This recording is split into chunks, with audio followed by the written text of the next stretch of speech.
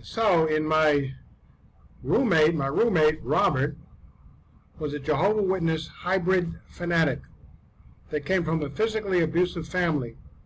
He would challenge me to theological debates all the time and end up screaming at me violently when I quietly tried to present my case from Scripture. He was sure I was going to hell because I believed, as the Bible said, that you are saved by grace through faith in Jesus and that alone, not by doing any works.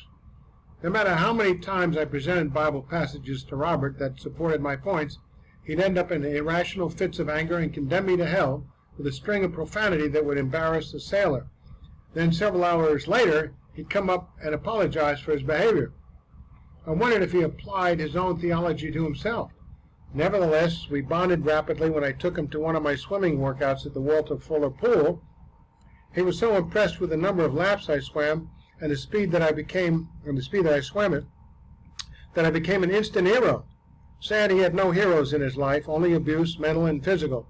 So anyone who paid a little warm attention with this young man would receive a similar response in return. But he could not accept the idea that he could go to heaven as a result of a free gift from God without having to do anything to earn it, just trust in his Son to make that free provision for him. Sad to say, he seemed to be considering what I was showing him a bit more every day, but my stay in this house would be cut short, because house mom number 2 was likewise convinced I would end up in hell because of my theological views. This was supposed to be a halfway house, and you don't kick people out for having the wrong theology. Especially this house mom number 2 wasn't even biblical. She was very charismatic and convinced she had special gifts from God that no one else had. Her idea of the gospel was way off. If you were a sinner, you weren't saved. So you had to stop sinning if you wanted to go to heaven. Anytime you sinned, you proved you were going to hell. Whenever she approached me with her point of view, my responses from the Bible would enrage her also. Her self-appointed special holiness would quickly turn to enraged outbursts of unbelievable profanity. She and Robert seemed to come from the same seminary. Ironically, her husband believed just like I did, but he would sit quietly by and not participate in any discussions. I think her mental illness had a lot to do with it. He and his wife ran the street ministry for the Greater Grace Church, and so they resided in the same halfway house I was living in their closet with. I was also curious as to how Daniel and his husband and wife team fit into the church organization. It advertised saved by grace through faith alone, but no one I had met except Senior Pastor Kelly actually clearly professed and defended this. The only one in the house who seemed to reflect some sanity, the word "to" there, was the young lady across from me in the house, who quietly listened to what I had to say, but would not respond very much. She was an emotionally wounded bird of paradise, so to speak, and needed to be treated gently but firmly with the truth before I moved on out of her life. Daniel, the house mother, finally decided in anger to give me 30 days to leave because I was disturbing everyone in the house with my testimony from the Bible. It was ironic, but the pastor of Greater Grace always sided with me when Daniel would bring up my theology and my behavior to him. Daniel often attacked me personally and then go to the pastor for confirmation of his actions. Then he'd have to come back to me to apologize for being wrong when Pastor Kelly would support my views from the Bible. Nevertheless, I got my walking papers, and in 30 days I was gone, moved out to Colonial Oaks Apartments in Kenneth City, where I still reside today at this point when I wrote this, till another Daniel comes along and evicts me again. Colonial Oaks Apartments. I moved into these apartments using the Victory church van. That was the church that was on the same grounds as the halfway house. So I was immediately pegged as a dangerous fanatic, as a Victory Baptist Church, especially in light of a recent jail escape of some religious inmates who held Bible studies in order to steal from people. So complaints had already been filed here that some suspect, being a single white middle-aged man, change the word "had" there. I was a single-aged man, so I was suspect that I might be a serial rapist, child molester, or even murderer escaped from the clutches of the law from the distant state. All this because I was driving a church van. The apartment manager and I have a laugh about this once a month. but the people still give me some breadth of room and wonder when I'm going to act violently or something. One time I was getting my mail at the same time as another man. He kept looking at me through the corner of his eye. We both finished at the same time and walked toward the stairway. He was several steps ahead of me and stopped in the middle of the fourth stair and put his hand back up against the wall and looked at me with bugged-out eyes. He backed slowly down the stairs toward me, so I backed down the stairs also to give him room. I backed down the same buggy-eyed way he did, kind of a message to lighten up. He got frightened at my comedy and ran back up the stairs, saying some kind of profanity in his native language. I think it was from somewhere in Middle Eastern Europe, or Eastern Europe.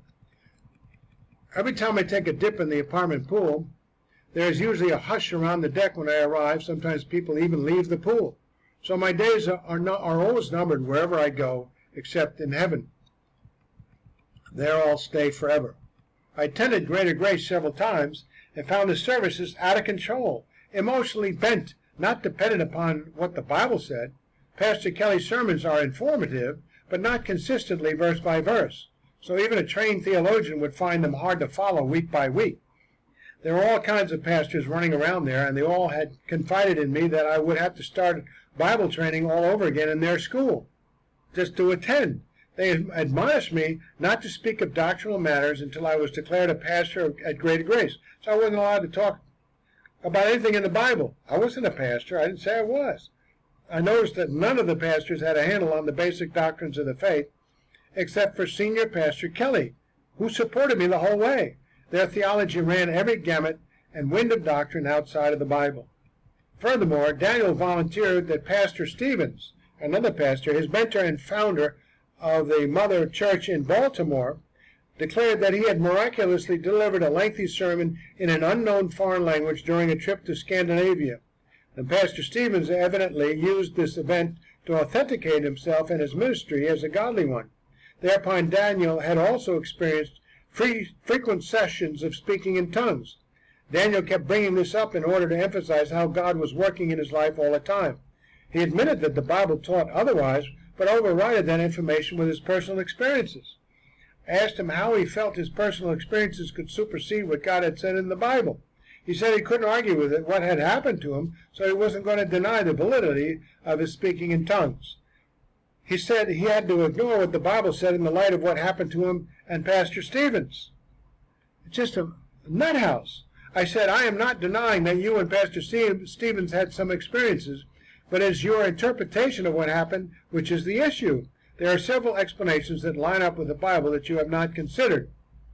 When he asked what they were, I said, first of all, if you are going to override revelation in the Bible, then your personal experiences must be viewed as revelation directly from God, superior to the Bible itself.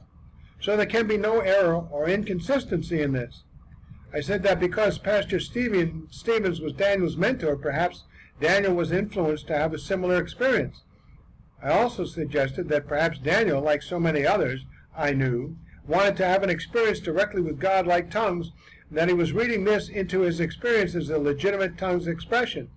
And last but not least, there was the possibility that Daniel was being swayed by the devil, who often disguises himself as the angel of light. He became angry and walked away.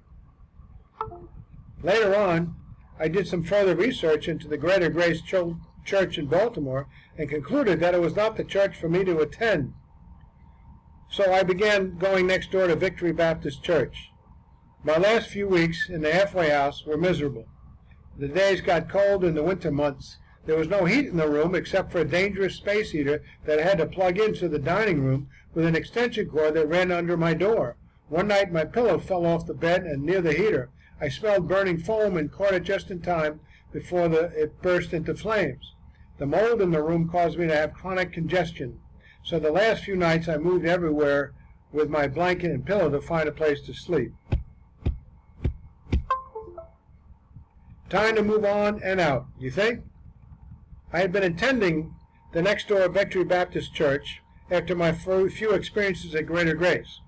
They took a liking to me and gave me a van to use so long as I was at their beck and call to taxi seniors to and fro. It was a good arrangement until they started calling me later in the evening when I needed to be resting. I used the van the last few weeks to sleep in until until my new apartment was ready for me to move into. I never had to sleep in a vehicle before, and my tall frame made it very uncomfortable. So here I was, homeless, living in a home. More trouble in paradise. My health started to decline because of the mold and the stress of sleeping in the van. So did my career with Jimmy and his detail business. The more time I spent with Jimmy, the more flare-ups and irrational moments he displayed, perhaps because of the drug addiction. He did not provide a place for me to sit when I worked with him washing and detailing cars. These are fellow Christians. He demanded I get my own chair and sit over in the garbage area away from him next to where the dumpsters are and the flies were located. His treatment of me became more and more abusive. He did not want me to take a lunch hour for fear of losing business, so I had to eat on the run all the time, next to the dumpster and flies, while he sat under the shade with a couple of chairs there, but he didn't want the chair occupied. He wanted to save it for prospective customers. So I had to eat out in the sun near the dumpster and flies. Every time I started washing one car, he nitpicked and badgered me on how I did it, and then had me start another before I finished the first one. When he put a gag order on me for talking to others about Jesus, it was time to walk. The service station they worked for closed him down after that. They told him that I was the best man he had ever had working for him, and told him if I left, they would all close him down, and they did. Shortly thereafter, he went back on cocaine, and we broke fellowship. I haven't heard anything from him since. I pray he is all right, but we got too close. Sometimes distance is a blessing. I learned something from this. You must teach what you can, and then let the individual have adequate space to grow. So once again, it was time to move job, church, friends, and home, all at the same time. Boy, God sure keeps me mobile. I registered with a few temporary employment agencies and used the church van to move into my new apartment. I secured a temporary assignment at Eckerd Drug Store, they were taken over by CVS, and focused on my new church relationships at Victory Baptist Church. Well, what do you think happened? Defeated at Victory Baptist Church. Victory Baptist was like going from the frying pan into the fire. Pastor White and I had many discussions before he accepted me into his congregation. He verified my theology and teaching gift and water baptism, and testified to the congregation one Sunday that I was an official member of the congregation. Most people come and they just, okay, welcome. For me, I got the 3rd degree. He agreed to provide a place and time for me to teach Bible doctrine, and thereupon blocked me at every step from teaching a single class. I got a bunch of people to come, but there's no class, so they never came. He made no announcements and provided no real space to hold the class, nor did he include any brochures about the class in the hundreds that we handed out in the neighborhood. We went out, a crew of us, and introduced ourselves to the neighborhood, and everybody seemed interested. He had me busy doing everything else but what I was trained for. Then came the time when the senior Sunday school teacher had to go out of town. So I was given the class to teach suddenly that morning without warning. I taught them the gospel from John chapter 3 and got all kinds of objections to faith alone through grace alone. They're Baptist. I don't know. I answered each one patiently and noticed that the room had become polarized. One group kept agreeing with me. The other raised loud objections, rudeness. One lady said to me afterwards as I left, she said, if I knew as much Bible as you do, I'd be able to refute everything you say. A little bit off. I said, have you ever considered the possibility that you might agree with me if you knew as much as I did? Never, she said. You don't belong here. And she was right. I didn't. Shortly thereafter, the senior's pastor and founder told me to turn in my van keys and the King James Version Bible they forced me to teach out of and get out. Pastor White said the only way I could be allowed back in the congregation would be to stand up before it and apologize for what I had done. I contacted Pastor Danish, and he said that was not biblical to apologize like that, especially for telling the truth of the gospel and defending it. And Pastor Wright refused to confer with Pastor Danish, so I'm on the road again in search of fellowship. Yet Pastor White and I completely agreed on what I was teaching. I've been like a local city bus ever since, going here and there, wherever I am led to testify to Christ and Him crucified, and faith alone and Him alone will get you an eternity in heaven. No one has grabbed me around the throat as yet, although they've done it in the past. Well, here I am, going to Eckerd.